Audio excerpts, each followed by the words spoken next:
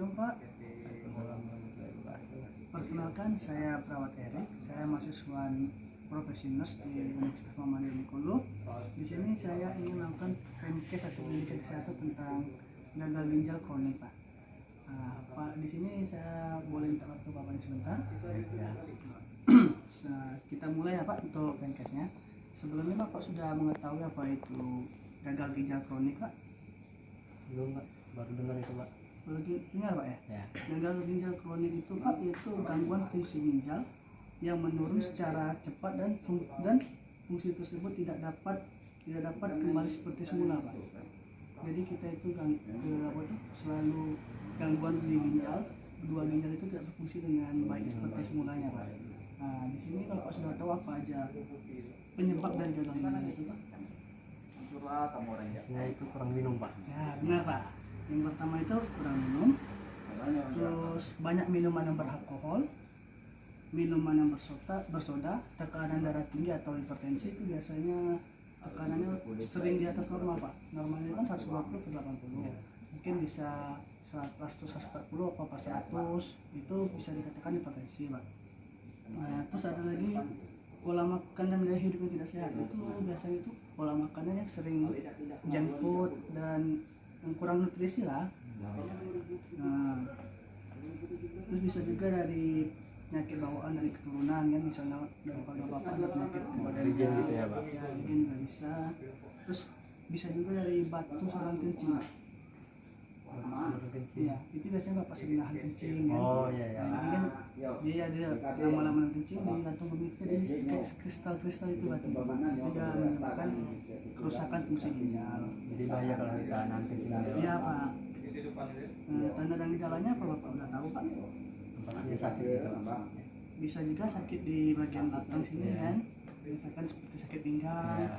terus sakit kepala yang tiba-tiba sakit kepala, sesak napas, mual muntah, terus perubahan kulit tuh hampir sama kayak penyakit hati itu Pak, mulai menguning, pucat, mulai pucat, menguning, kering kan, Ya, ya.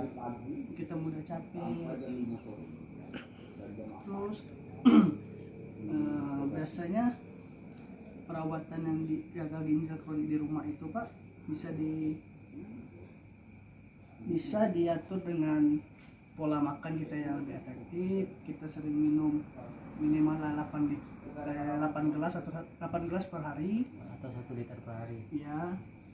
Terus bahan makanan itu yang Pak, kalau bisa Pak ya, yang banyak mengandung protein, nutrisi yang banyak gizi-gizinya lah Pak, sehingga kita bisa menjaga ginjal kita dan penyakit yang lain nggak datang. Jadi kayak sayur-sayuran itu bagus ya Pak. Oh bisa juga Pak. Terus bahan makanan yang banyak mengandung vitamin Pak, itu bisa untuk mencegah juga fungsi ginjal kita biar tidak rusak dan tidak terjadi gagal ginjal. Gagal ginjal ya. Ya. Kalau udah gagal ginjal kan susah itu. Masuk darah terus ya. Itu biasanya itu setiap minggu itu seminggu 2 kali. Itu mau memiliki biaya yang besar juga Pak. Ada yang 500 sampai 1 juta. Ya.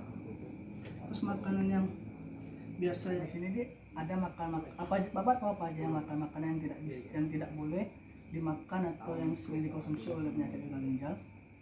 Ya, biasanya itu kayak singkong ya Pak. Ya benar Pak, singkong. Karena itu karbohidratnya tinggi ya. Benar, singkong kan, kentang, ubi dan talas.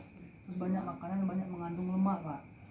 Makanan yang banyak lemak tuh banyak yang mengandung lemak itu seperti minyak kelapa sawit kan. Oh, itu iya. lemaknya banyak sekali. Terus lemak-lemak dari hewan. Nah itu kalau bisa Kayak sapi gitu ya. ya. Kalau bisa dihentikan atau dikurangi Pak. Oh iya. Terus makanan yang banyak bahan makanan sumber vitamin dan mineral. Satu lagi yang banyak mengandung protein Pak, itu kacang-kacangan dan hasil olahan yang disimpan. Jadi itu tidak boleh juga ya Pak. Ya, seperti tempe, tahu. Terus biasanya kan orang gagal ginjal ini dianjurkan untuk diet, ya kan? Nah, syarat itu ada syarat-syaratnya untuk pemberian diet kepada pasien gagal ginjal. Apakah Bapak tahu apa aja syarat-syarat dietnya itu? Pastinya makannya teratur gitu ya. Bisa. Itu kalau biasanya kan orang tahu kan makan sering tapi tidak terlalu banyak. Oh iya. Nah, terus itu yang syaratnya itu energi itu cukup, yaitu minimal 35 kalori per kilogram berat BB Pak. Oh ya, berat badan. Jadi 35 kalori per kilogram berat badan. Terus proteinnya yang rendah yaitu 0,6 sampai 0,72 kilogram per BB. Nah, terus lemaknya itu lemak yang cukup aja, nggak terlalu over, nggak terlalu banyak, dan jangan sampai sedikit sekali. Nah, itu 20 sampai 30% dari kebutuhan total energi kita. Oh ya, siap. Terus karbohidratnya yang cukup aja, sama seperti lemak tadi, nggak boleh lebih, nggak boleh kurang. Terus natriumnya juga dibatasi. Kalau biasanya kan komplikasi dari penyakit ginjal atau penyebab dari ginjal kan hipertensi. Ya, Pak. Nah, natrium itu juga bisa menyebabkan hipertensi kita menjadi tinggi dan edema atau ada pembengkakan di bagian kaki atau tangan atau bagian tubuh yang lainnya. Itu kan pembengkakan itu kan terjadi gara-gara ginjal kita tidak berfungsi dengan baik. Jadi cairan itu menumpuk di bagian kaki kita atau di mana, itu terjadi namanya edema, Pak. Nah, di sini apakah Bapak ada yang ingin Bapak tanyakan kepada saya? Kalau ada yang mau ditanyain, kalau beras merah itu gimana, Pak? Beras Bagus nggak? merah itu kan karbohidratnya juga nggak Tinggi. terlalu tinggi itu. Seperti pasien diabetes kan juga sering dianjurkan atau diharuskan makan beras merah. Oh ya. Kalau beras merah sih nggak ada masalah Pak. Soalnya kan karbohidratnya nggak terlalu tinggi. Ya, Pak. Apa masih ada lagi Pak? Tidak ada pertanyaan, Pak. Terima kasih Pak ya dengan atas waktunya. Kalau ada apa-apa Bapak boleh ingin bertanya lagi boleh lewat WA atau ke rumah saya saja Pak. Ya, Pak. Terima kasih Pak ya. Sama-sama, Pak.